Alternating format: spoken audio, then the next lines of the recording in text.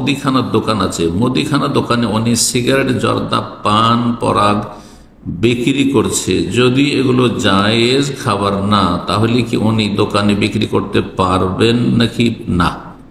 আউযুবিল্লাহ, জায়েজ না বুঝছেন আর বিক্রি করতে পারবেন এই মাসলা জিজ্ঞাসা করেন নাকি? যেটা জায়েজ নয় বিক্রি করা হারাম, যেটা জায়েজ নয় ব্যবহার করা সেটা বিক্রি করা জায়েজ না, যেটা খাওয়া জায়েজ নয়, যেটা পান করা জায়েজ নয়, যেটা সেবন করা ব্যবহার করা জায়েজ নয়, সেটা বিক্রি করা কিনা বেচাও যায় না, বেচাও জায়েজ নয়, কেনাও জায়েজ নয়, জি হারাম।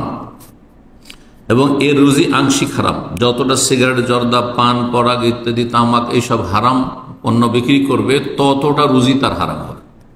একজন মানুষ যখন হালাল হারাম দুটো মিলিয়ে ব্যবসা করে, তার যতটা পরিমাণ হারাম তার ঘরে ঢুকবে, তার পকেটে ঢুকবে, ব্যাংকে, ততটা তার রুজি হারাম, জি আংশিক সে হারাম খায়।